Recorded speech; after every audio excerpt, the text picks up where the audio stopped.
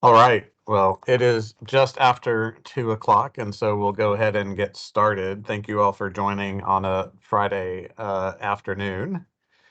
Just a reminder that we do record our meetings, so this meeting is being recorded and it will be posted on the task force's YouTube channel. So I'll post a link for that along with the minutes of this meeting if you know anybody that may want to view this meeting that wasn't able to join us today.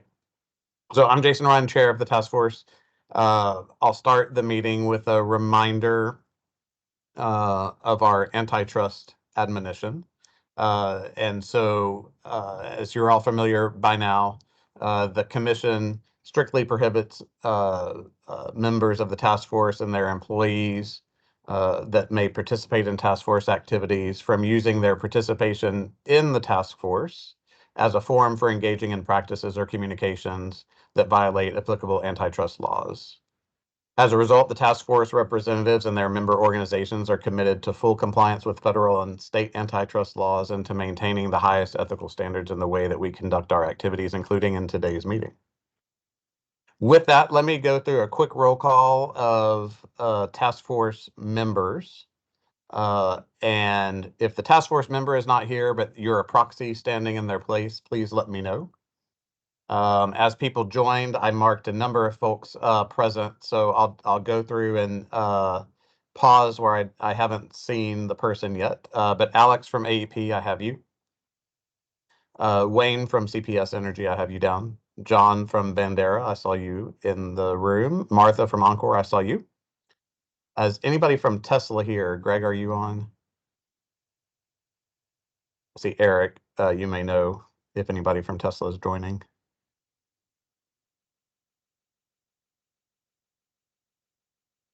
We'll come back to them. Jaden from David Energy, I saw you. Rajiv from Octopus, are you on? We'll come back to Rajiv. Monica, I saw you're on here for Ned from Vistra. Resme from Shell. Amy Sunrun. There you. Yep, there you are. Perfect. Meredith Roberts, Generac. Yes, sir. Oh, thank you. I know, Monica, you were going to be on for Joel with Enchanted Rock. Oh, there you are. Yep. Perfect. John Bonin, AutoGrid.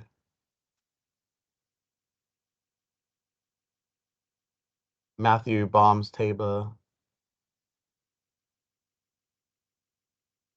Carmen from Recurve. Yep, I'm here. Perfect, thank you. Eric from EPRI. Margot from TEPRI, I saw you, Margot. Professor, I saw you on for A&M. And Scott, I saw you on for Pecan Street. So I'll go back real quick to Tesla or Shell or AutoGrid. Hey, Jason. Greg's here for Tesla. Okay, Greg, thank you. Appreciate it. No problem. Octopus. Taba. EPRI. Okay, I'll keep my eyes on the room as people continue to come in and make sure I get those folks noted on the minutes. So again, thank you all for joining, both task force members and other interested stakeholders and ERCOT and Commission and OPUC. We have not had an official quarterly meeting since the end of last year. I thought it would be good to get past Q1. We knew there was a lot of activity moving to phase 2, so that we could have a good discussion post moving to phase 2. So with that, the agenda that was posted has a couple of things on it. One, to hear from ERCOT. ERCOT posted a report in the project 53911 a couple days ago. Then I thought we could have a discussion among task force folks about continuing to take steps to enable participation in this pilot program. Then a discussion of any regulatory or legislative initiatives that we haven't talked about yet or haven't talked about in some time. I just want to make sure we get a good to-do list, if any, as we enter into this second phase, anything that's on people's minds. And then finally, identifying anything that we need the commission to take notice of. As you all may recall from the charter establishing this task force, we are to raise to the commission anything that we think may materially impede the success of the pilot. So I want to have that as a standing item. We have not identified any of those issues to date formally, so I wanted to put it on every agenda going forward just to make sure we always sit back and think about anything that needs to be raised. We will have a portion of the agenda for public comment after hitting those items that I just went through. So with that, I may call on my friends at ERCOT to see if you want to walk us through the update that was filed earlier this week. Hey, Jason, it's Ryan King here with ERCOT. I'm happy Ryan. to go through the presentation. Perfect. Am I able to share? You should be able to. I should be able to. Well, that's good news. Let's just get this up.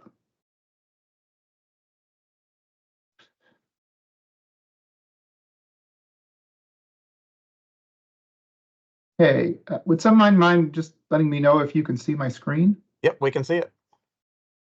All right. Well, thank you all very much. Very nice to be able to present to the task force. I know Dave Maggio is usually the mainstay here, but I'm happy to have been involved in the task force or the ADER pilot behind the scenes a little bit, working on some of the policy issues and coordinating a large team of experts trying to facilitate participation in this pilot. So what I'll plan to do is provide a brief overview of some of the updates that we have seen since the last task force discussion, some of the activities that the team has been undertaking in between the regular submission process, some of the policy issues that have come up, and some next steps as well. And then, of course, there's a number of ERCOT staff on here covering the various SME areas, so happy to take any questions.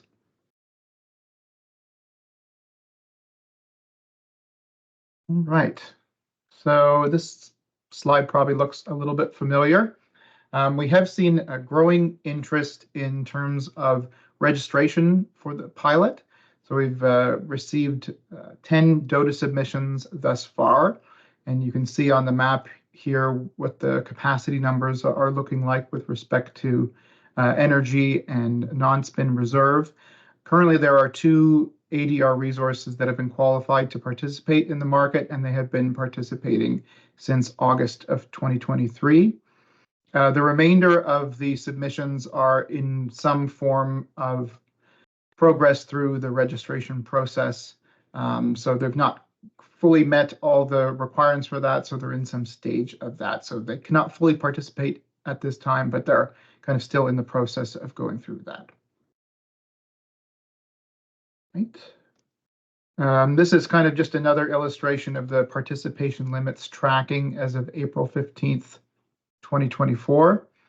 One thing to note here, as talking about phase 2, is that as part of the phase 2 report that was adopted by the board, ECRS is now a service that qualified resources can participate in.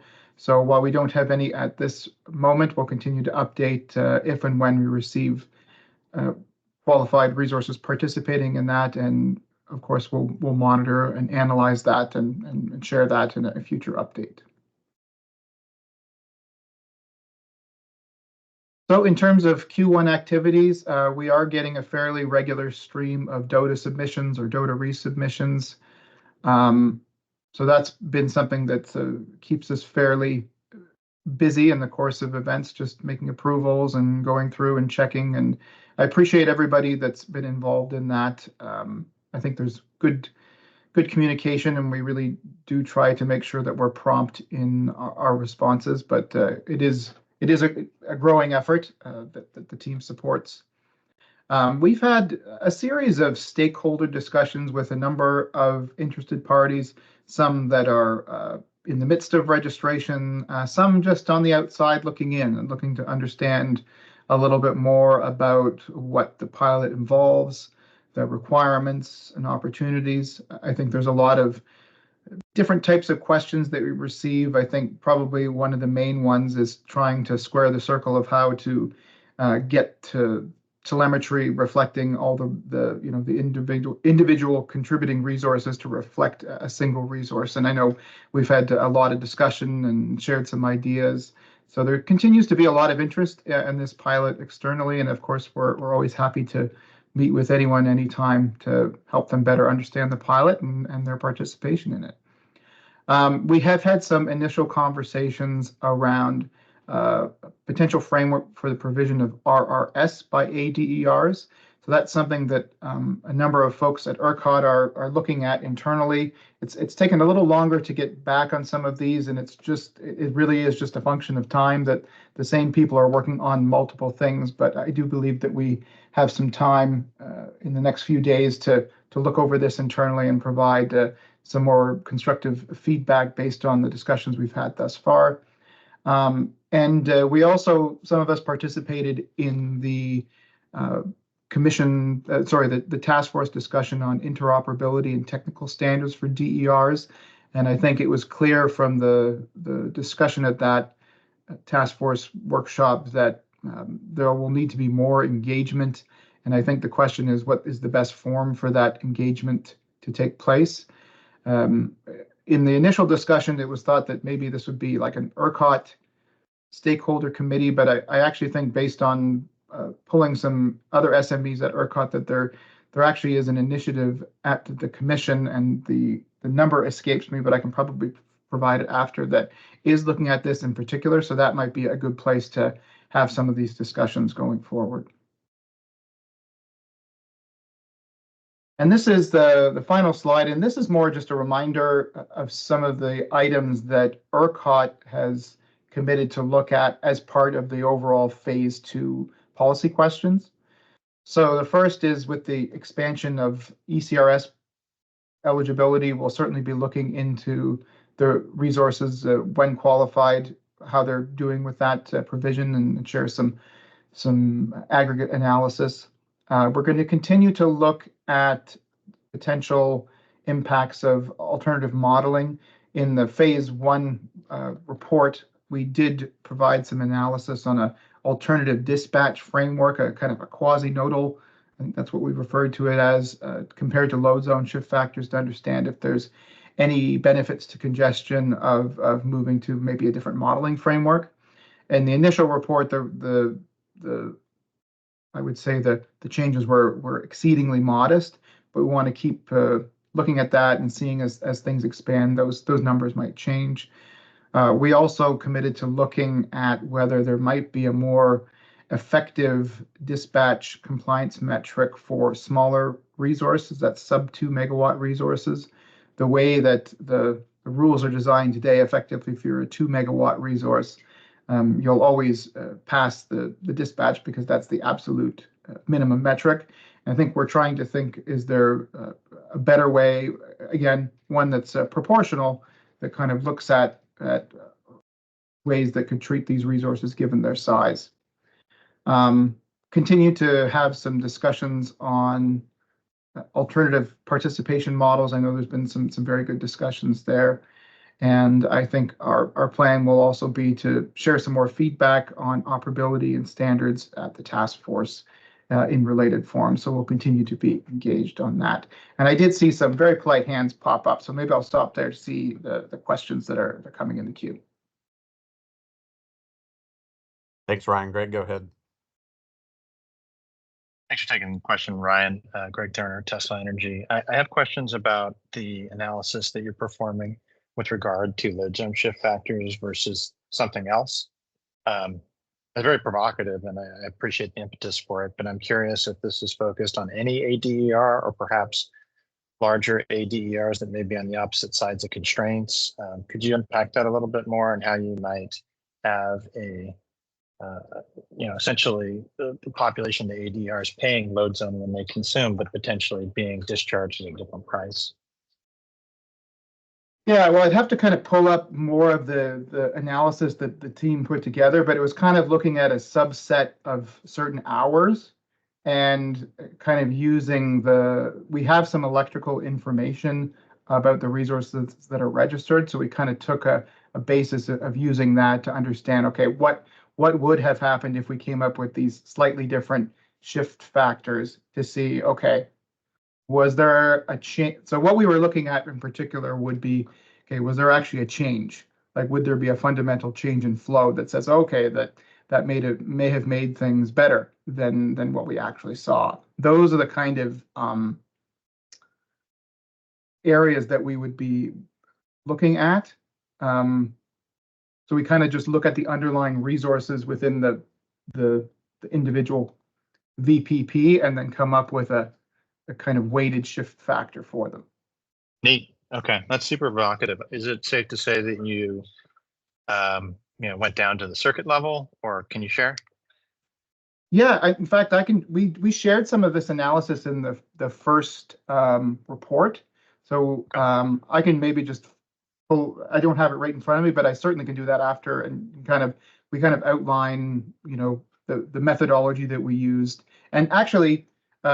This is something we'd be interested in feedback on as well. If stakeholders think there might be a better or maybe a more accurate way of looking at this, we would want to take that on as well. So I'll certainly share that after this. Yeah, and I don't want to delay the meeting, but we've been making similar analyses where we look at our most densely populated circuits relative to the rest of the population. So happy to continue the discussion. Great. Thank you. Thank you. Thanks, Martha.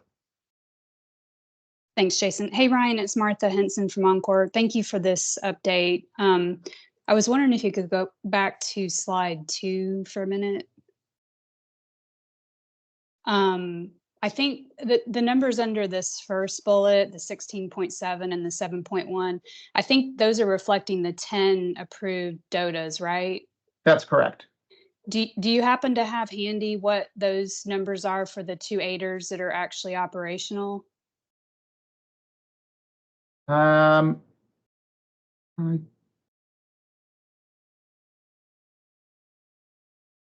Hey, Ryan, this is Kenneth. Yes, I was those, yeah, Ken, do you those have are, that on hand? Yeah. I can try to find it real quick, but those are posted on the website in a different tab on that same spreadsheet. Okay. Yeah, there's a different tab which shows I think it's 10 now. There's 10 ADERs that are in progress, and I think you can find which ones are active and tells you exactly what they are. Okay, great. Thank you, Ken. I'll go look over there. I appreciate it. Sure.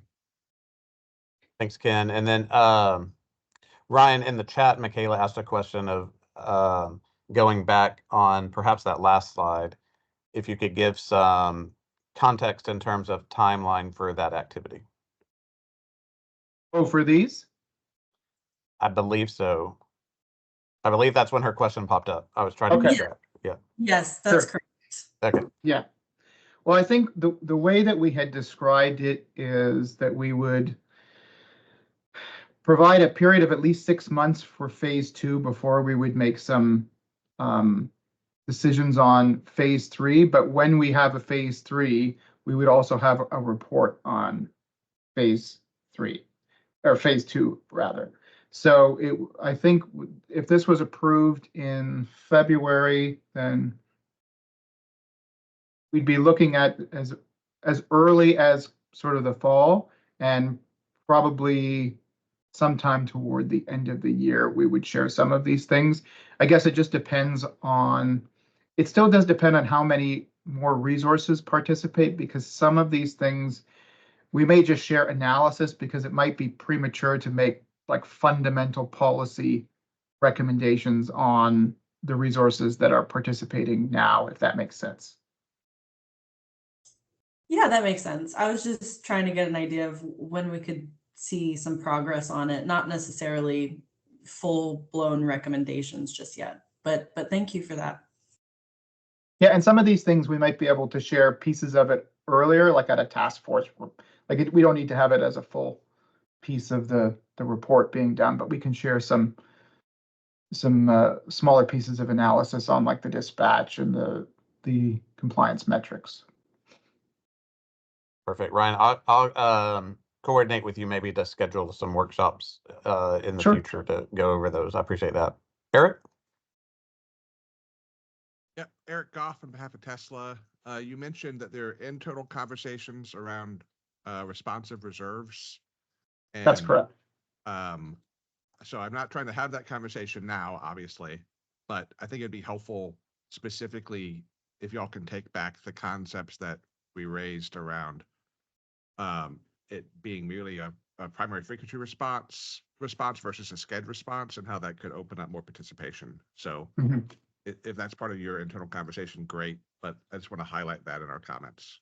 No, that I appreciate that, Derek. And this is looking at specifically the feedback that was provided describing the kind of framework there. So you have to take note of that. Thanks. Thanks, Eric. Resmi, you're up next, and I have you marked down as present. Thanks.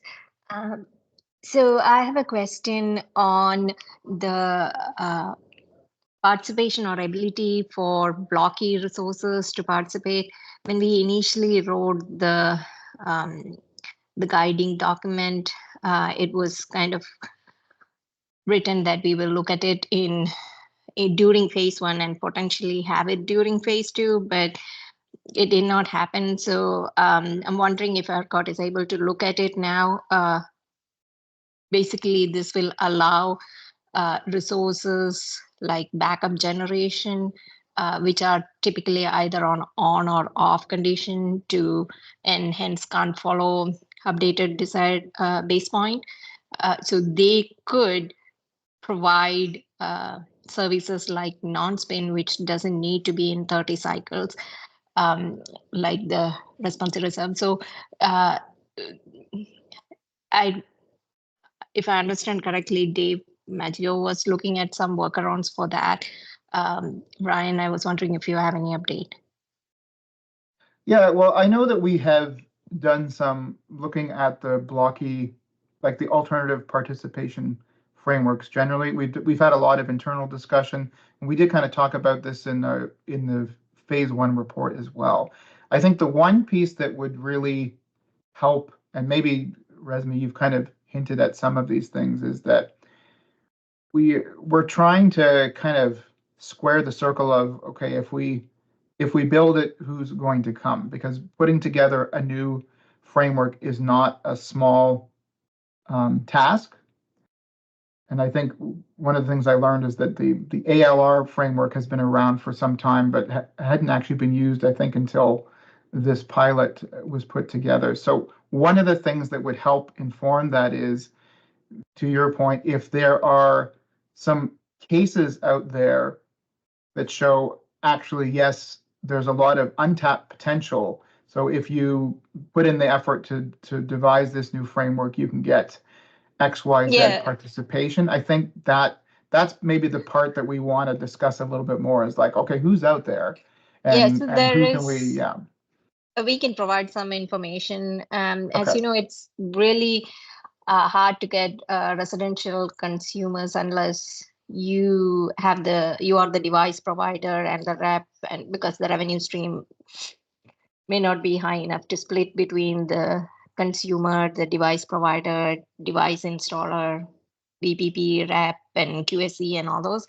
But in case of CNI, that may not be the case, and there are a lot of large and small commercial and industrial facilities which have backup generation that could participate in this service if it can be enabled.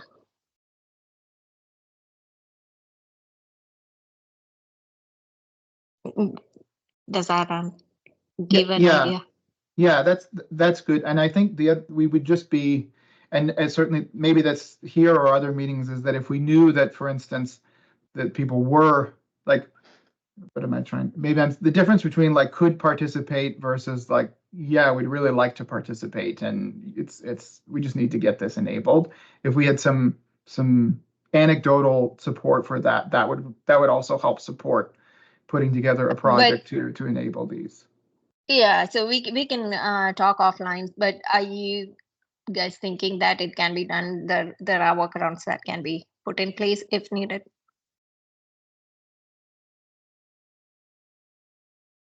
Yeah, so we have looked at ways that this might be enabled, but we'd be looking at system changes and things like that. So I think what we're really just looking for is that something to say. Yeah, maybe we can have an offline Yeah. discussion, because if I remember correctly, there were some other workaround ways without system change that this could be done. Okay. So we can have offline discussions. Thanks. Sure. And before we call on Arushi, there's a question in the chat about discussions of alternative participation models. And the question is, can you provide an example of what you have been discussing or investigating in that regard?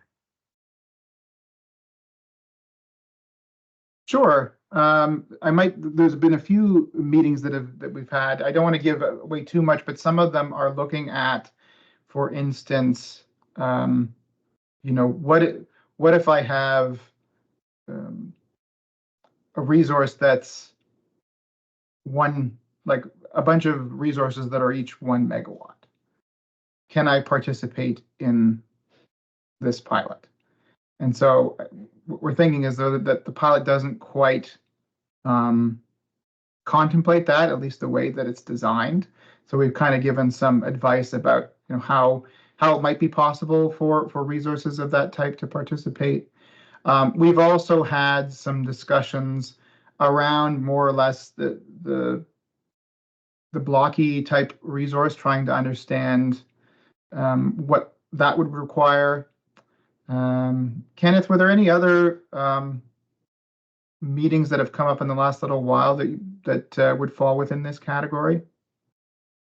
I don't know any off the top of my head. I think maybe we should just stick with those for now. Okay. All right. Thank you, Ryan. Arushi. Hi, thanks, Jason. I'm Arushi Sharma Frank, again, representing myself and my own firm. And just wanted to mention that, kind of, Ryan, to your point about needing some anecdotal support. So the last time we had that support, right, was at the very beginning of the pilot, when we had multiple initial workshops. And in those workshops, it was made clear by several participants, Tesla, Shell, et cetera, that the lightest and most friendly and most valuable use case for ancillary services from at least batteries located on residential premises would be RRS or similar autonomous services that would be available later or are available now. And now we've come around 2 years, but anecdotal evidence is definitely there. Anecdotal support hasn't been there in a while, because we have been hyper-focused appropriately as a task force on delivering the objectives of enabling non-spin and getting other ADER-related items off the ground.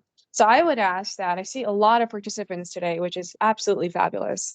And if there are companies either today on the phone who are OEMs, reps, or both, who would be willing to kind of restart the conversation about the importance of enabling RRS to get faster, more reasonably set up participation. By reasonable, I mean not as much, hoops and jumps in order to get into ERCOT SCED, or not even ERCOT SCED, but provide the response. We need to kind of hear that. We need to hear it specifically from OEMs. We need to hear it from reps that are talking to OEMs. And if those conversations have a proprietary feel to them, then we should get coalition comments into this docket that regurgitate, if you will, the things that we all already know are technologically possible. And it's critical that this pilot have more participation this year, right? We need to show that. And to show that, if we're stuck with where we were originally, which is these intensive capacity-based services and all the other challenges that come with it, including interoperability, we're really not going to get anywhere. And I think we all know that if we were originally working on this a year and a half or 2 years ago, but There's a lot more stakeholders in the room now. The participation base and interest has changed. So that's kind of my start off comment for the year, is that we need to restart that at scale. And we're going to hear, I think, from folks later today on the agenda, but that goes directly to my point that phase 2 doesn't have to be limited to non-spin and ECRS if it turns out that there is overwhelming support for multiple entities to show up in the market and be an ADER by the end of the year if we enable an additional service faster.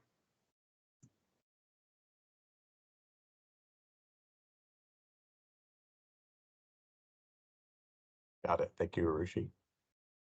Yeah. Appreciate that. Anything else for ERCOT?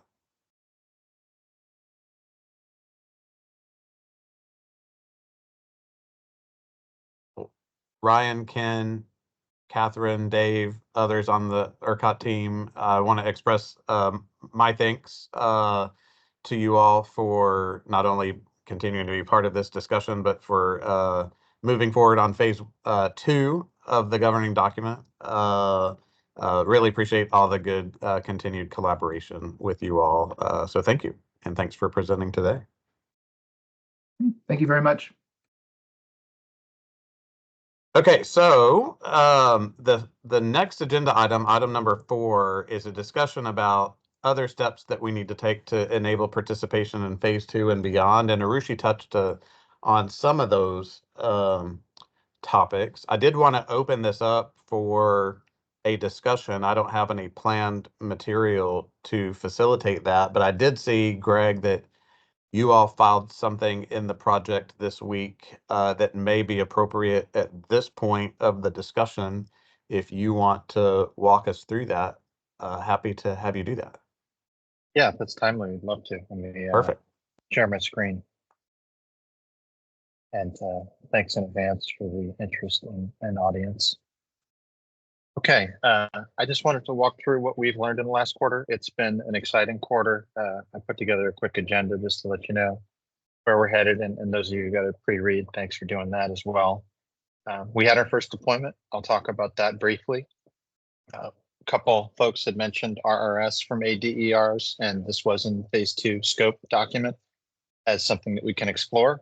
We've been thinking a lot about that as we start to mature the operation of our ADER, as well as use cases for us to integrate into ADERs within other QSCs, potentially with devices of other manufacturers. And this is really important because you may recall a year ago, we had identified some of the blockers that we faced when developing our aggregation. Most pointedly, economies of scale, the onerous nature of telemetry requirements, and finally, an overview of a quick solution that we proposed to ERCOT and like you to consider for an exemption from SCED to provide PFR only. So I'll start with the most exciting slide. Where our customers are constrained by no grid charging and provide this service from the benefit of their solar production and on-site storage, we often offer ancillary services coincident with high solar hours. So you might think, how often do we have a non-spin deployment during high solar hours? Very infrequent, of course, unless you take the sun away, which is just what happened in the solar eclipse.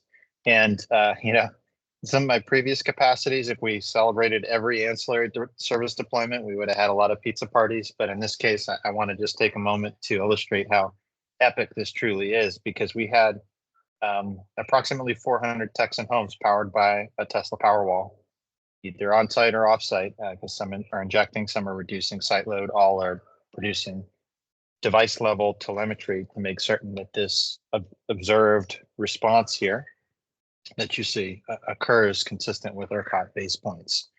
These 4 lines represent the instruction relative to what actually occurred. Both were within ERCOT's tolerance, and both occurred within a matter of cycles, if not seconds. Even though this is a 30-minute service, the capabilities, obviously, of a on-site storage device is very similar to that of a wholesale battery, where we can instantaneously deliver the relief upon instruction. So I know there are some folks that were waiting anxiously for us to perform to an obligation we've been selling for some time, and I was pleased to see our performance was precisely what was called for. Moving on, I'd like to introduce briefly the concept of providing RRS from ADERs. And this is somewhat provocative, but the more you think about the device that would be providing the service, it's very inherent to its design and use case. So when we think of distributed storage, connected to the grid by virtue of an inverter, and the inverter's sole job is to match the grid frequency characteristic that's occurring in the here and now. And by virtue of its stored energy, can inject into that low frequency event or withdraw into a high frequency event. And then thereafter, it's really just software making certain that the precision of the performance is coincident with frequency as observed at the site. And perhaps most importantly, that event is captured, something that we can record and demonstrate that the device did in fact respond to a frequency event. And this is a very gentle use case for batteries, since the grid performance from a frequency perspective in ERCOT is so tight by virtue of our islanding nature between the East, West, and Texas grids. We have a tremendous frequency performance. We have a lot of tremendous providers of responsive reserve. And given that this is a gentle use case, it can also be complementary to the other use cases. Said more simply, in many instances, at least thus far, the investment thesis from a customer's perspective was not necessarily to participate in grid services, rather people buy power walls for their own resiliency and extending the use of their own solar. So this is kind of an added feature now. We see it as growing into a more independent use case for a battery purchase in a residential site. Nonetheless, I illustrate this because it's very collaborative, or I should say, it's very compatible with extending the use of solar or minimizing grid usage. We can provide RRS from our device while serving its other use cases to the customer without disruption or conflict. Now, I want to emphasize that our proposal for RRS is twofold. As it pertains to our ADERs, our RRS PFR capability will be SCED dispatchable. It's SCED dispatchable now for ECRS and non-spin, and will be SCED dispatchable in the future for RRS.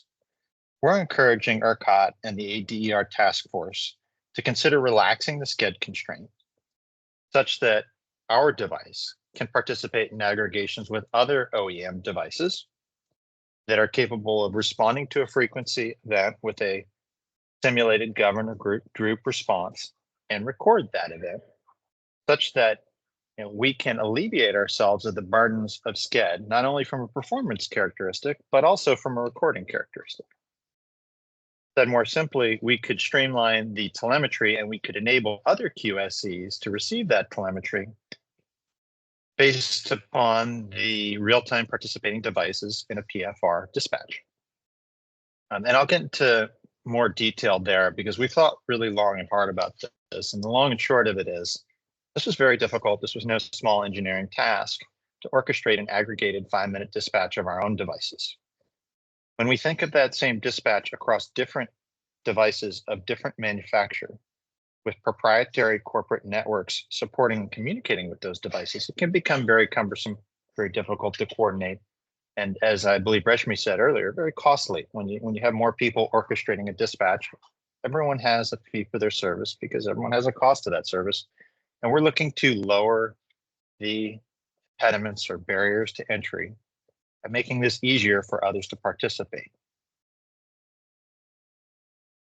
So if we get to the technical characteristic of RRS from an ADER, you'll see on the screen, I just took a snapshot of raw frequency data. The red lines represent a governor deadband, meaning that there's no action required when frequency was within a certain tolerance. We don't have a whole lot of sustained dispatch by PFR outside of this deadband. And of course, high frequency events for a battery are charged, low frequency events for battery are discharged. And based on the stored state of energy, we can often respond to these events for many days without a charge. And perhaps more importantly, as I mentioned earlier, our proprietary features like storm watch mode, where the battery conditions itself to sustain an outage in, say, severe weather or other threats, Backup reserve settings the customers weigh on our app to allocate capacity to their own resiliency. And other consumption constraints like extending use of solar or minimizing grid usage can all live in harmony with a device that's providing PFR simultaneously. Adding in SCED dispatch changes that compatibility of multiple use cases. But as I'd mentioned, we intend for our aggregations within our retail portfolio to perform to the existing standard. Next few slides, we'll talk about how we might relax that for the benefit of growing the program. Before we get to that, though, quick slide, and this is kind of the dry material. We considered a couple different ways to qualify for PFR, RRS, or traditional RRS. And I tried to leverage the existing protocols for both traditional resources and load resources because we've developed very successful programs around each. We could certify devices, which means each device would be placed in an engineering lab where we could simulate frequency events, demonstrate that that device is capable of responding to proportionate frequency perturbations, and validate its onboard data recording such that when that device is in service and certified by an independent engineering organization, we know that it can perform to ERCOT standards for frequency maintenance or PFR. Now, this almost mirrors precisely the RRSNC or Load Resource Responsive Reserve program. The disadvantage, of course, is that this is a little time intensive and it might require a new certification for every pedigree or successive iteration or version of that device.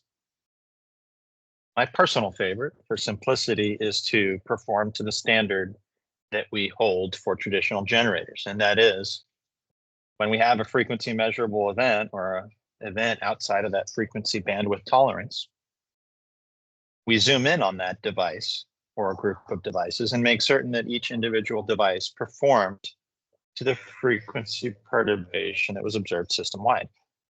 And on a site or aggregate basis, we could validate that device's response. The upside, of course, is that it's pure and that it holds true to the traditional or wholesale resource standard, and it's expedient. The OEM could provide that device response as soon as it occurs. The downside is you have to wait for a frequency event because those don't manifest routinely.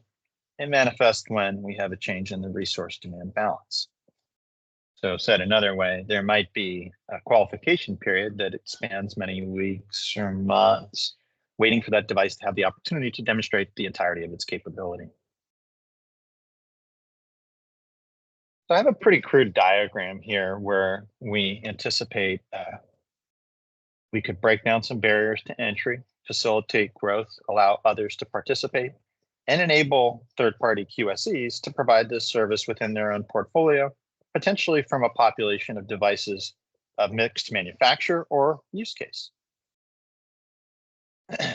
And just to recall what I had mentioned about a year ago, we found that the minimum economic scale is about 10 megawatts.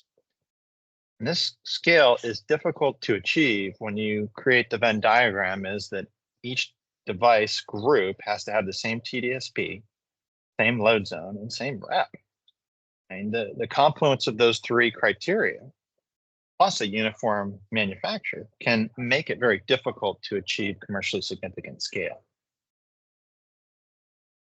Thereafter, SCED dispatch, as I mentioned earlier, is not easy. Coordinating a 5-minute dispatch was quite a challenge for us, and we do so over the networks that we establish and maintain with our customer, and in some instances, shared customers with other retailers or aggregators. To commingle devices of mixed manufacture, to perform to a 5-minute standard and achieve sufficient scale to make certain that that is within ERCOT's tolerance, or for those who follow the metrics, CLR EDP, or controllable load resource energy deployment performance. Very difficult, very costly, and very unlikely to be something we see in the here and now. So I'm focusing on two key barriers we saw, one of which was minimum efficient scale, the second of which is the extensive cost of telemetry, particularly when we seek to develop mixed aggregations. Now, what's unique about primary frequency response component of RRS is that it's dispatched based upon frequency as observed on the site. So there's no requirement to receive a base point from ERCOT for this service, because it is in fact so fast that only a site-specific observation can respond with adequate time to meet the performance standard. Said more simply, there is no resource in ERCOT providing PFR that does so from a base point or an LFC, load frequency control instruction. Those are your slower services. Traditional generators, load resources, and potentially ADERs would all be dispatched based upon site-specific observed frequency events and respond accordingly.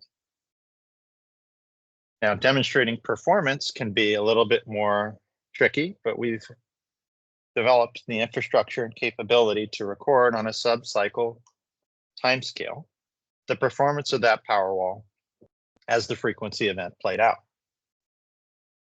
The next challenge, of course, is then harvesting that data, because we have a limited amount of on-site memory or storage of that data.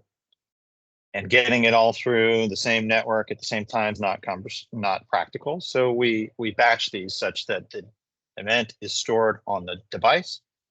The device archives that data until it's harvested by the host, and it migrates from the device to the host when network traffic permits.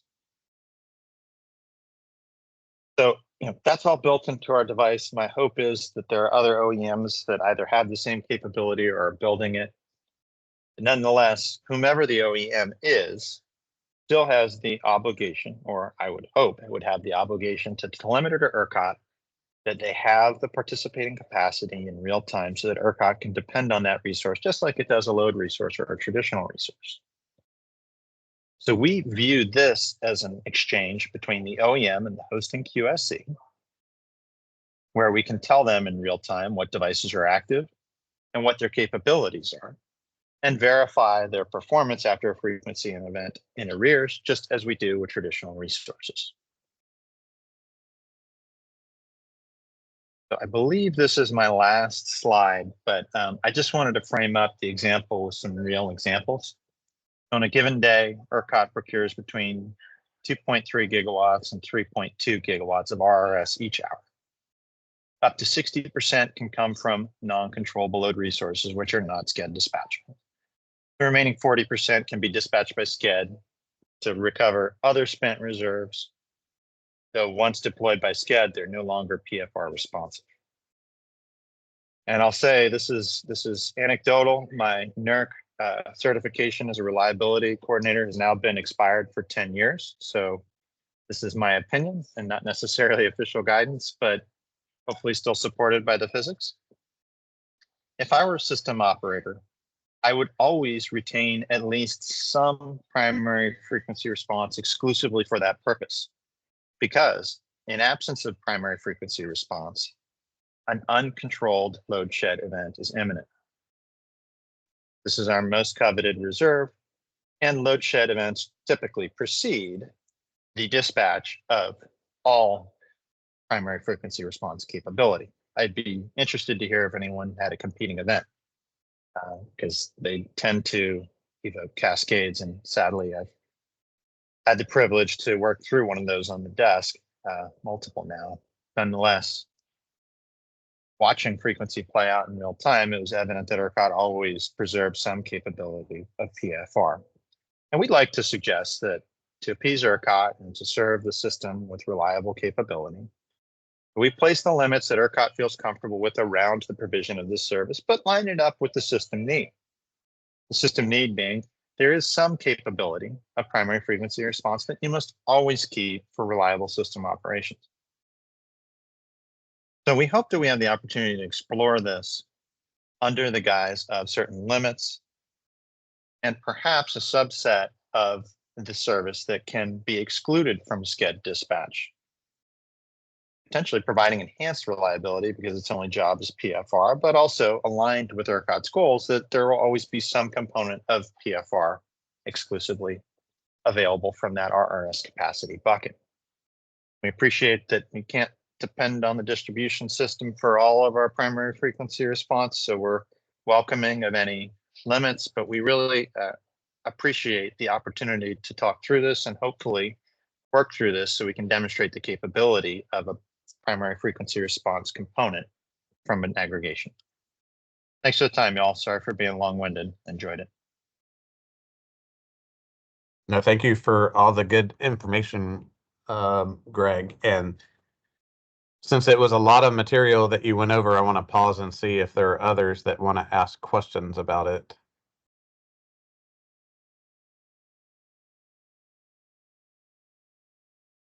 I have a couple, but I'll wait. This is Arushi. Hiroshi. Okay. All right. So just to summarize a couple of those pieces, Greg, and correct me if any of these aren't right.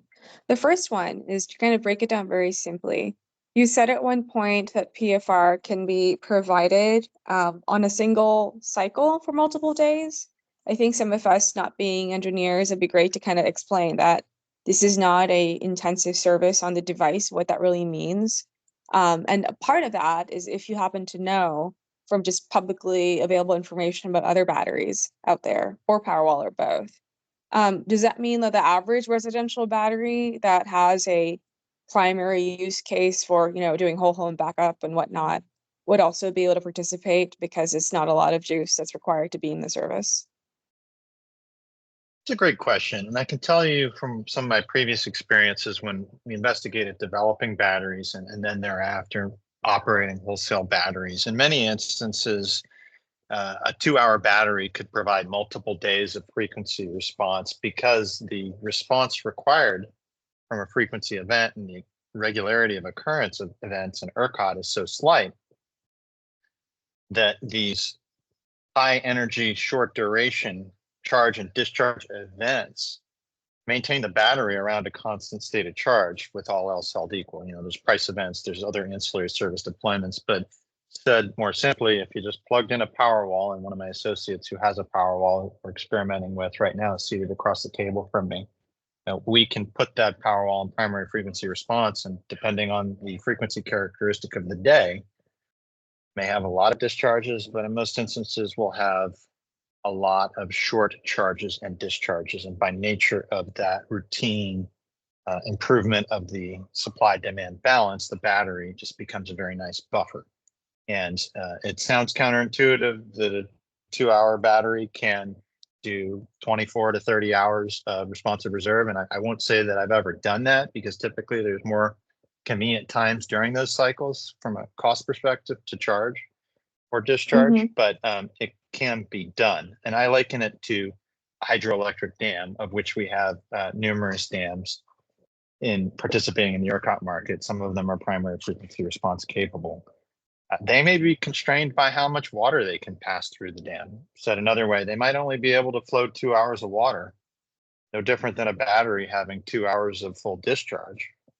But when we're talking about very slight or minute increases in charge or discharge, that water flow on that dam can increase and decrease quite rapidly, just like a battery, and potentially sell 24 to 30 hours of responsive reserve when they only have 2 hours of water throughput that they can truly accommodate.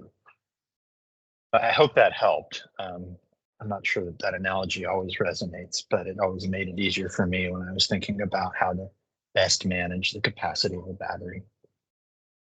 Are most of the systems that you see on the market today similar in that they are 2-hour or 1.5 hour? So this is like a convenient use case for multiple OEMs. That's what I was getting to, or potentially convenient. That's interesting. I can't speak to that, but I can tell you on the wholesale side, they tend to either be 2 hours or 4 hours. And in my experience, increasing the duration doesn't necessarily proportionally increase your ability to provide ancillary services.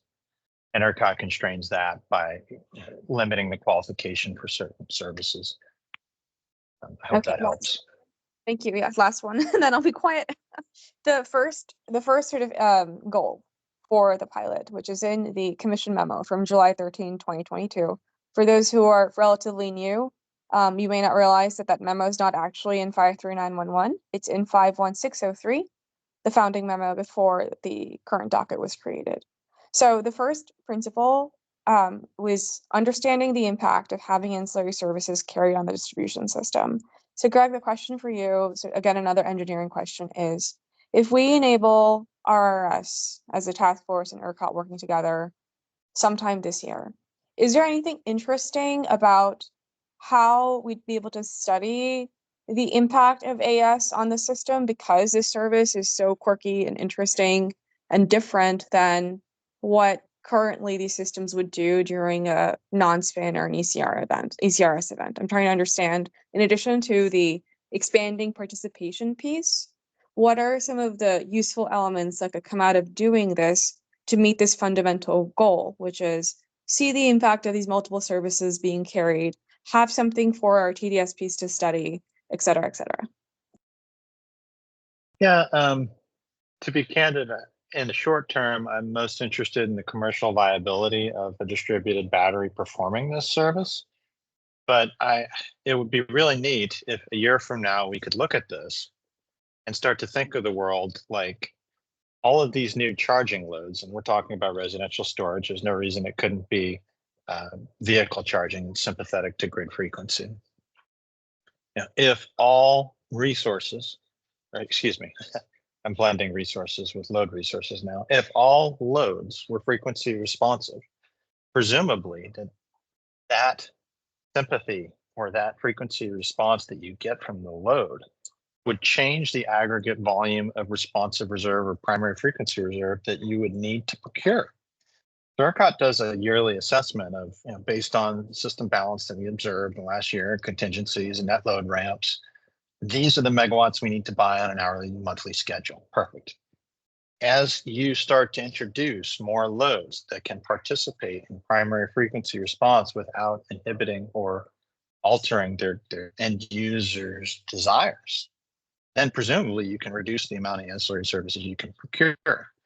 Now that would require a lot of voluntary primary frequency response. And as I mentioned, I prefer to see that develop in a commercial way, such that Tesla and any other QSC wanting to capture and monetize this capacity, or perhaps self-insure their obligation to procure it, can do so from a reliable resource that just so happens to be already installed in their customer's meter or behind their meter. Got it. Makes sense. Okay. Thanks, Jason. Yep. Thank you, Arushi. Any other questions for Greg?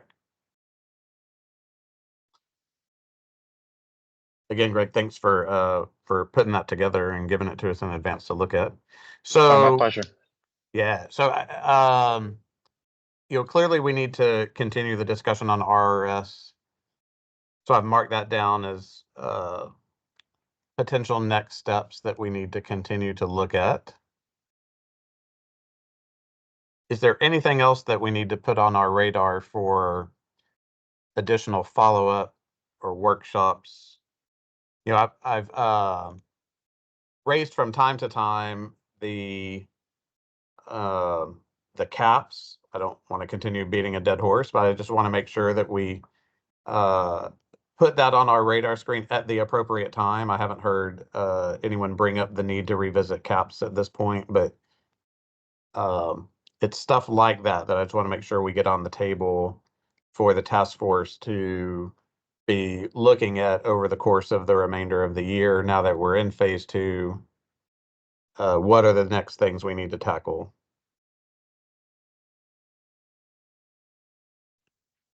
Monica Butcher-Schrader, Enchanted Rock. I just wanted to say that we would be interested in revisiting the cap discussion.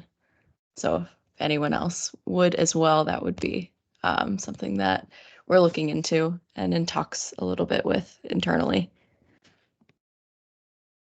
Got it. Arushi?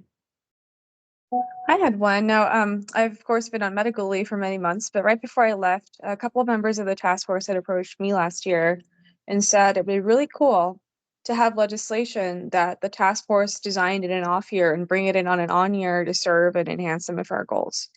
And that comment, I can't remember who provided it. And if you're on the phone, please contribute and tell me who you were. But the point of that idea was that while certain companies are actually working on building the ADERs and operating them and working with ERCOT, it would be really neat for us as a task force to come up with legislative options that support some of the clear second level goals of what this whole pilot is about. For example, resiliency funds, pecan street style projects that can happen in TDU areas or in NOE areas with interested NOEs interested in volunteering to just show up and provide a test bed for DERs. I think that's necessary because we tried multiple times last year to break through some concepts like what happens when you have concentrations of these devices on a circuit? How do you get to a model where multifamily dwellings can benefit from DERs in ADER or ADER adjacent business models? There's just a lot of different opportunities that I think we can pursue and ideate through our task force. And we have a lot of traction and deep credibility everywhere by being a body of people with a lot of subject matter expertise. And I don't want to lose sight of the fact that that's sitting around here among this group of 20 companies and more.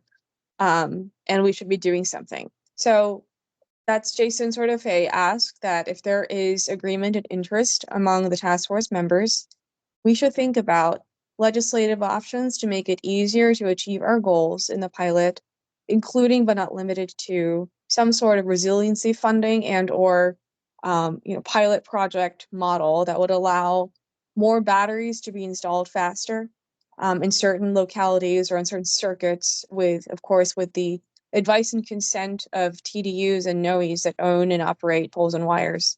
And it should be something that comes from those segments and supports the goals that they have to understand the need and the impact on the distribution system, knowing that whether or not this pilot is successful, the devices are coming. People are buying backup generation of all sorts in droves.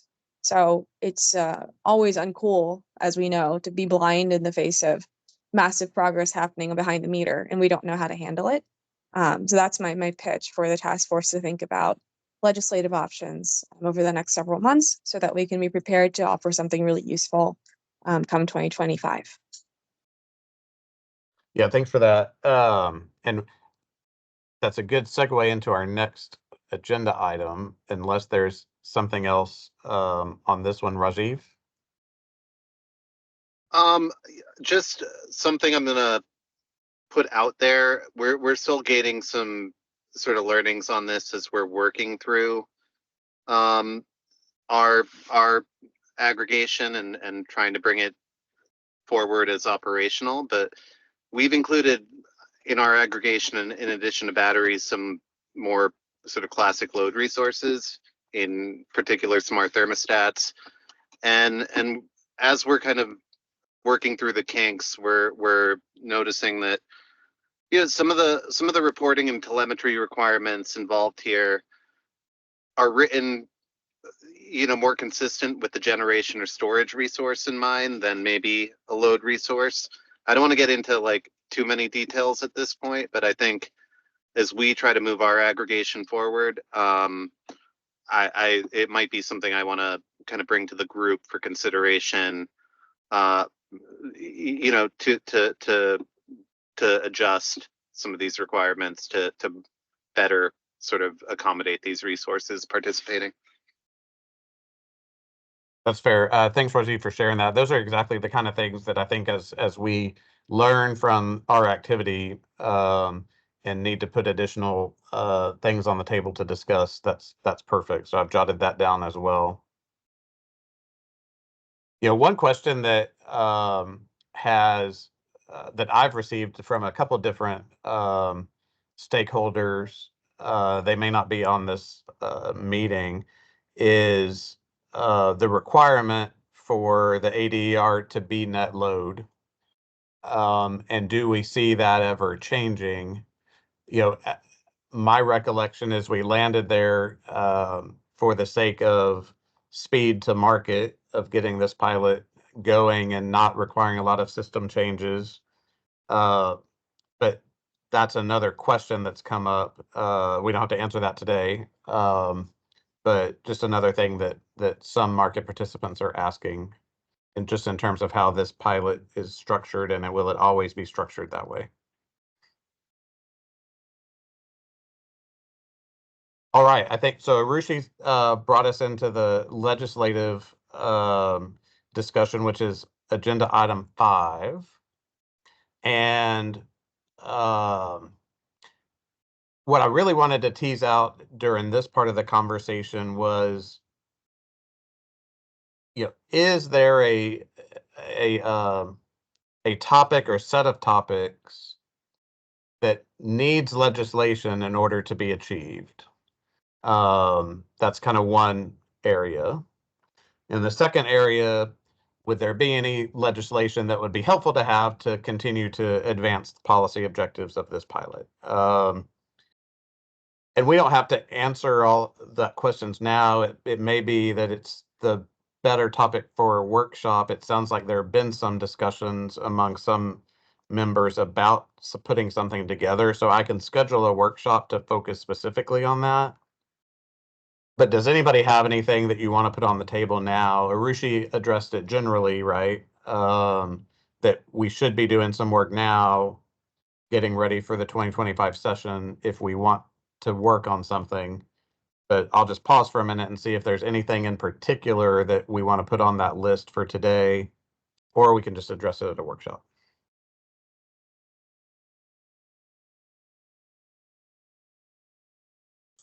I actually have a process question.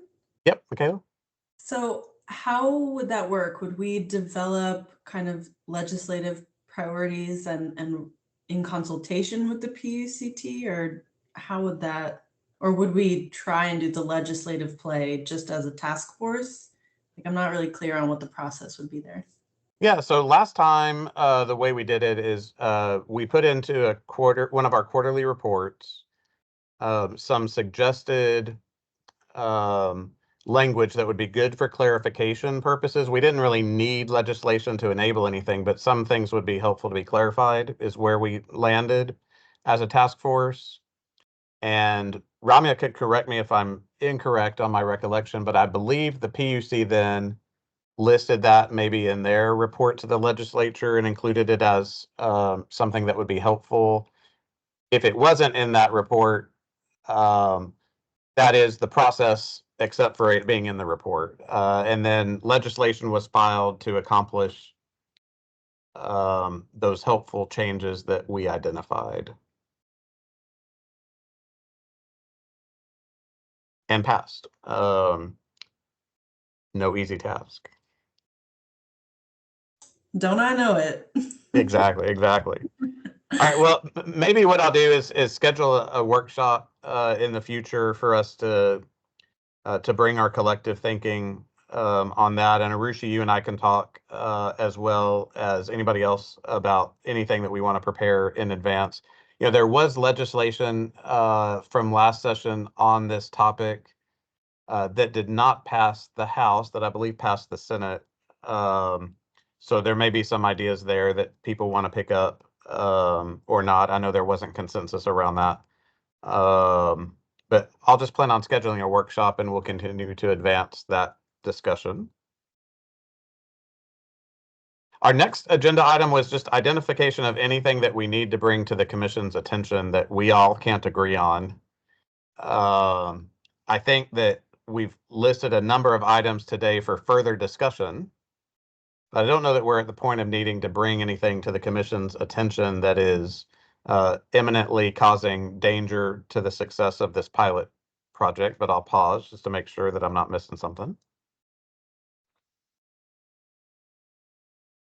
So the next agenda item is just any announcements that would be helpful for everybody to be aware of. If there's anything upcoming that we should have on our radar, anything that would be educational for us all to see what other jurisdictions might be doing. I've heard anecdotally of some work in other states similar to ours. So anything that you want to share, Margot, go ahead. Yeah, I was just going to say that there's a whole lot of federal money that's coming into Texas. There's the Solar for All money that includes batteries and solar. I think there's a lot of interest in VPP. So yeah, more soon. I think by the end of the year, we're going to see a lot of federal money flowing in and money going to VPPs that we can all access. Indeed. And I know that some organizations have been in the process of uh, obtaining federal dollars to help study ADERs in ERCOT. So as that activity makes its way through the DOE grant application process, we may have the opportunity to work with some other organizations um, that are for projects that are being federally funded to help look at the good work that we're all accomplishing so that we can continue to learn and others can continue to learn from the Texas experience. So that's exciting. Jason, this is Carmen from Recurve. I just also wanted to put a flag out there for all the activity that's going on in the energy efficiency proceeding. There's comments that are, or the commission recently asked for answers to some questions. The plans are out there from the different utilities. And while it's, I think Arushi used the term adjacent to ADER, I think it's just important stuff that we're staying tuned into because there's a lot of synergies where funds could be flowing or how these things could be complementary to one another that I think might be ripe for future discussion as well. Yeah, thanks for flagging that for sure.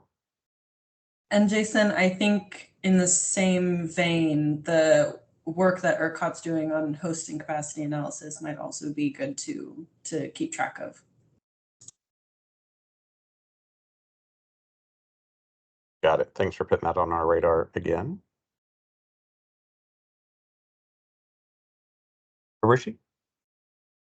Given the last two comments, what really makes sense is instead of just having a legislation ideas workshop, it'd probably be awesome to invite some folks who are knowledgeable on what's coming out of DOE. What is it exactly? What are the motivations or the qualifications around those funding allocations? Are they allocations or are they tentative allocations, which means we're not moving before the end of the year. We need to move on figuring out a strategy for Texas that is pre-November elections. And so maybe getting DOE folks to come out and do that with us. I forgot, I think Margo, maybe you said not DOE, but there's some other organization that would be good to have. Maybe I just ghost heard that. No one actually said it.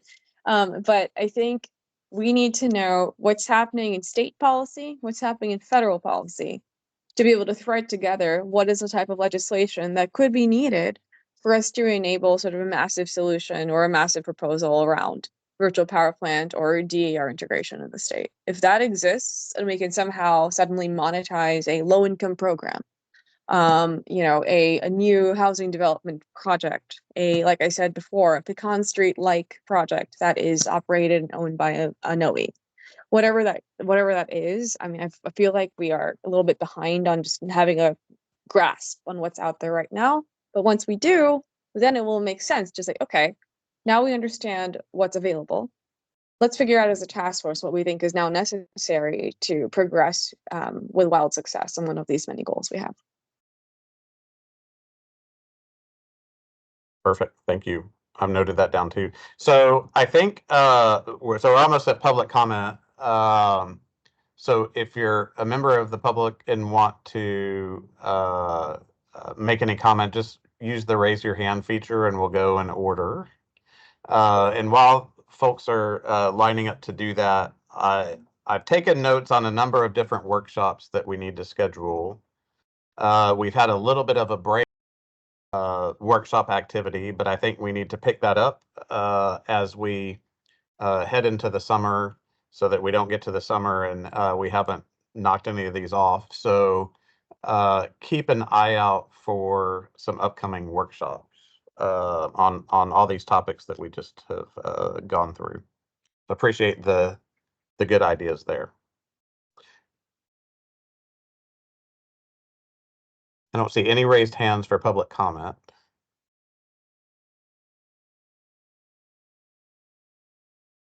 And so we'll start to bring this meeting to a close late on a Friday afternoon. I appreciate you all joining.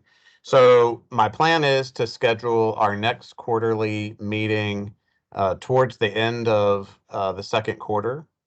I'll go ahead and get that put out on people's calendars shortly. So expect that and some of the workshops to pop up, but I'll follow up with some of you that have mentioned the workshop topics so that we can make sure to coordinate schedules and get the right people ready to present. And before I close out the meeting, Ramya, I'll just pause and see if there's anything from the PUC's perspective that we need to cover for the good of the cause. Thank you, Jason. I'm good. Okay, perfect. Well, I appreciate your support, Ramya, of the task force, all the communication that we've had leading up to this, and everybody else at the commission too for y'all's continued coordination with this work. So with that, we are adjourned. Thank you all for tuning in. And like I said at the top of the discussion, we'll post a video of this on our YouTube channel for anybody that wants to go back and listen to the good ideas that we have to tackle. Thank you all. Have a good weekend. Thanks all. Thank you.